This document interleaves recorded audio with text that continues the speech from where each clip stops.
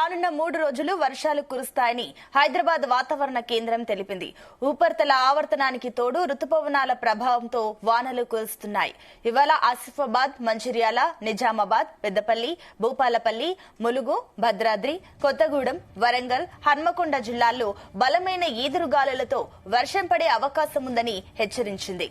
ఈ మేరకు ఆయా జిల్లాలకు ఎల్లో అలర్ట్ జారీ చేసింది హైదరాబాద్ వాతావరణ శాఖ.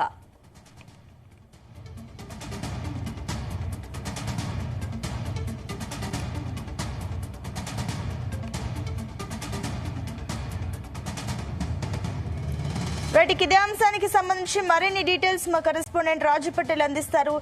రాజు పటేల్, గుడ్ మార్నింగ్. అటు తెలంగాణలో రానున్న 3 రోజులు 9 జిల్లాలకు ఎల్లో అలర్ట్ జారీ చేసినట్లు తెలుస్తుంది హైదరాబాద్ వాతావరణ శాఖ. ఏంటి దీనికి సంబంధించిన details? Very very good morning Sunitha. బంగాళాఖాతంలో ఏర్పడినటువంటి అల్పపీడనానికి తోడు నైరుతి ఋతుపవనాల యొక్క ప్రవేశము స్పీడప్ కావడంతో మనకు తెలంగాణలో ఇక్కడ నుంచి విస్తారంగా వర్షాలు కురిసే అవకాశం ఉందని హైదరాబాద్ వాతావరణ కేంద్రం తెలిపింది. ఇప్పటి వరకు ఓ మోస్తారు నుంచి తేలికపాటు వర్షాలు కొన్ని చోట్ల పడగా కొన్ని జిల్లాల్లో మాత్రము అక్కడక్కడ భారీ వర్షాలు పడ్డాయి. నిన్న ఉమ్మడి ఖమ్మం జిల్లాలో కొన్ని ప్రాంతాల్లో ఎక్కువ స్థాయిలో సాధారణ స్థాయిల కంటే ఎక్కువ వర్షపాతం నమోదైంది. ఇక తెలంగాణ వ్యాప్తంగా ఈ రోజు నుంచి 3 రోజుల పాటు విస్తారంగా వర్షాలు కురిసే అవకాశం ఉంది. అంటే రోజు కంటిన్యూగా వర్షాలు కురిసే అవకాశం ఉందని వాతావరణ కేంద్రం తెలిపిన నేపథ్యంలో దీనికి తోడు భారీగా ఈదురుగాలు కూడా వీచే అవకాశం ఉంది. గంటకు 30 నుంచి 40 కిలోమీటర్ల వేగంతో ఈదురుగాలు వీస్తే దాంతో పాటు మెరుపులు, పిడుగులు కూడా పడే అవకాశం ఉన్న నేపథ్యంలో ప్రజలు కూడా అప్రమత్తంగా ఉండాలని కూడా అటు ప్రభుత్వం కానీ ఇటు అధికారులు, వాతావరణ శాఖ అధికారులు కూడా సూచించారు. చాలా జిల్లాల్లో వర్షపాతం నమోదయ్యే అవకాశం ఉన్నప్పటికీ కూడా భారీగా మాత్రం ఇప్పటి వరకు వర్షం నమోదు కాలేదు. హైదరాబాద్ వాతావరణ కేంద్రంతో పాటు ఐఎండీ చెప్పినటువంటి ఇన్ఫర్మేషన్ ప్రకారము జూలై ఇప్పుడు మనకు స్టార్ట్ అవుతుంది కదా, రేపటి నుండి జూన్ కంప్లీట్ అయిపోయింది. జూన్ లో పడాల్సినటువంటి సాధారణ వర్షపాతం ఎంతైతే ఉందో అది పడకుండా 51% లోటు వర్షపాతం నమోదైంది. జూన్ నెలలో కంప్లీట్ గా 98.94 మిల్లీమీటర్ల వర్షపాతం గత సంవత్సరం నమోదైంది. కానీ ఈసారి కేవలం 48.46 మిల్లీమీటర్ల వర్షపాతమే నమోదైంది. దాదాపు 50% వర్షపాతము గత ఏడాది కంటే ఈసారి నమోదు కాలేదు.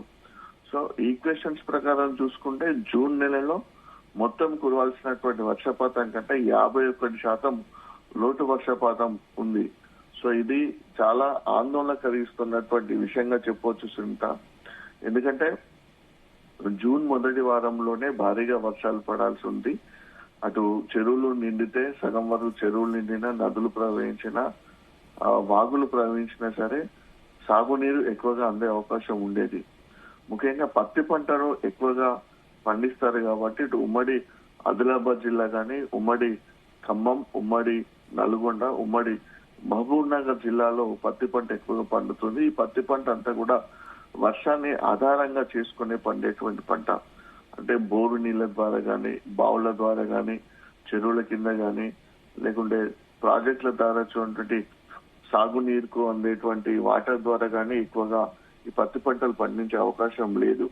ఎక్కడైతే మనం కంప్లీట్ గా సాగునీరు అందని ప్రాంతంలో, బావులు, బోర్లు పడని ప్రాంతంలో, అక్కడ భూగర్భ జలాలు లేని ప్రాంతంలో కేవలం వర్షాన్ని ఆధారంగా చేసుకుని మాత్రమే పత్తి పంటను చాలా ఎక్కువ చోట్ల పండిస్తున్నారు తెలంగాణలో. సో ఈ క్రమంలో పత్తి రైతులకు మాత్రం తీవ్రమైనటువంటి నిరాశ, ఆందోళన ఎదురవుతుందని చెప్పవచ్చు.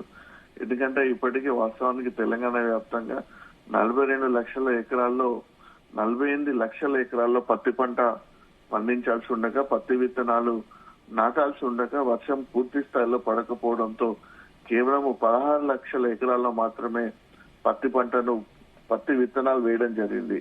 అంటే పరిస్థితి సగానికి పైగా ఎక్కువగా పత్తి పంటను వేయకపోవడంతో ఇంకా ఆ భూములను కూడా బీడు భూములుగానే ఉన్నాయని చెప్పవచ్చు.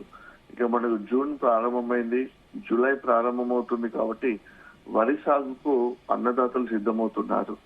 సో ఒకవైపు అలా ఉంటే భారీగా విస్తారంగా వర్షాలు కురిసేటువంటి అవకాశం ఉన్నటువంటి ఆదిలాబాద్, కొమరంభీం, ఆసిఫాబాద్, మంచిర్యాల, నిర్మల్, నిజామాబాద్, కరీంనగర్, భద్రాద్రి కొత్తగూడెం, ఖమ్మం, మహబూబ్ నగర్, వరంగల్, నల్గొండ, యాదాద్రి, భువనగిరి, రంగారెడ్డి, మేడ్చల్, హైదరాబాద్, వికారాబాద్, సంగారెడ్డి, మెదక్, కామారెడ్డి ఈ జిల్లాలో రేపు ఎల్లుండి విస్తారంగా వర్షాలు కురిసే అవకాశం ఉంది. ఈ జిల్లాలో 30 నుంచి 40 కిలోమీటర్ల వేగంతో ఈదురుగాలుడు కూసే అవకాశం ఉంది సునీత.